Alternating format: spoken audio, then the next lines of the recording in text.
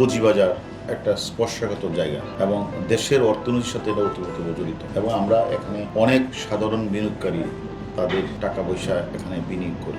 এখানে এই যে বিনিয়োগটা করে তারা একটা আশা নেবে, কিন্তু এখানে দেখা যাচ্ছে একটা স্বার্থন্বেষী গ্রুপ দীর্ঘদিন ধরে পুঁজিবাজার এবং দেশের অর্থনীতি তারা ধ্বংস করার উদ্দেশ্যে বাংলাদেশের সিকিউরিটি এক্সচেঞ্জ কমিশনের চেয়ারম্যান সহ বিভিন্ন গুরুত্বপূর্ণ ব্যক্তির বিরুদ্ধে তারা ফেসবুক, হোয়াটসঅ্যাপ, টেলিগ্রাম এবং গোপনীয় গ্রুপ খুলে তারা বিভিন্ন মিথ্যা প্রতারণামূলক তথ্য সরবরাহ করে শুধুমাত্র নিজেদের স্বার্থসিদ্ধির জন্য সাধারণ বিনিয়োগকারীদেরকে তারা প্রতারিত করে আসছে।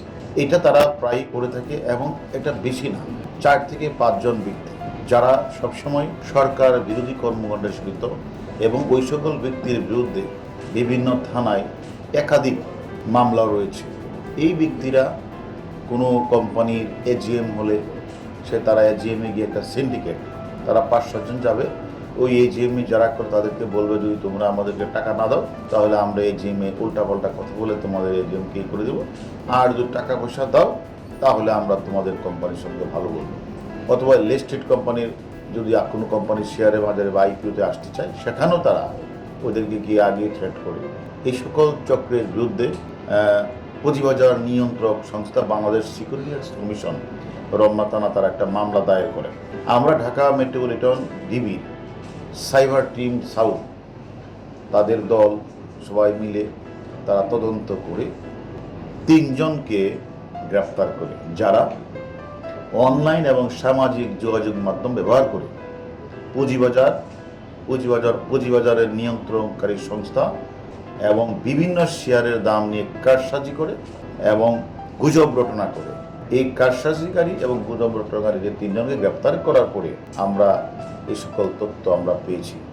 এরা দীর্ঘদিন যাবৎ কোনো সময় সিকিউরিটি এক্সচেঞ্জ কমিশন ওই সিকিউরিটি এক্সচেঞ্জ কমিশনের চেয়ারম্যানের বিরুদ্ধে তারা নানা ধরনের আপত্তিকর তথ্য, যেটা সাইবার সিকিউরিটি আইনের লঙ্ঘন এবং তাদের বিরুদ্ধে মামলা হওয়ার মতো ঘটনা তারা প্রায়ই করে আসছে। এবং তাদের একটা গ্রুপ আছে, তারা তাদের যখন বিরুদ্ধে যদি কোনো ব্যবস্থা করে কথা বলে তারা সাথে সাথে ওই সকল চক্র সাথে নিয়ে তারা রাস্তায় এসে তারা একটা রাস্তায় নেমে যায়, ব্যানার দিয়ে মানববন্ধন করে। আমরা তদন্ত করে তাদের 3 জনকে গ্রেপ্তার করেছি। এর মধ্যে একজনের নাম হলো আমির হোসেন, নুরানি ছদ্মবেশ নাম ধারণ করে, তার নামে বিস্ফোরক আইন এবং বিশেষ ক্ষমতা আইনে তার নামে 11টি মামলা আছে। এছাড়া আরেকজন আছে নুরুল হক হারুন, বিনিয়োগকারী ঐক্য পরিষদের বিভিন্ন নাম ধারণ করে বিভিন্ন সদস্যদের একত্রিত করে এর কাজ হলো বিভিন্ন জায়গাগুলিতে চাঁদাবাজি করা। তার সাথে কয়েকজন লোক থাকে এবং তারা বিভিন্ন জায়গাগুলিতে গিয়ে তারা ওই জ্ঞানী ব্যক্তি সেজে তারা তার পোস্টটার নাম হচ্ছে বাংলাদেশ পুঁজিবাজার বিনিয়োগকারী ঐক্য পরিষদের সহসভাপতি, এটা নাম ধারণ করে সে বিভিন্ন কোম্পানির কাছে চাঁদাবাজি করে। আর আরেকজন হচ্ছে রয়্যাল ক্যাপিটাল ব্রোকারেজ হাউসে যুক্ত, হোয়াটসঅ্যাপ টেলিগ্রাম টাকার বিনিয়োগ বিভিন্ন শেয়ার সঙ্গে তথ্য প্রদান করে, আগাম তথ্য।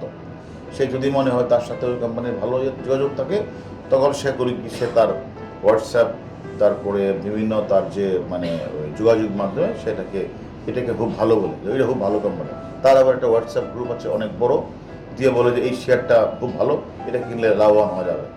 তখন সাধারণ বিনিয়োগকারীরা তাদের কথায় মিথ্যা তথ্যে তারা অনেক সময় এই পদ্ধতি কিনে ক্ষতিগ্রস্ত হচ্ছে।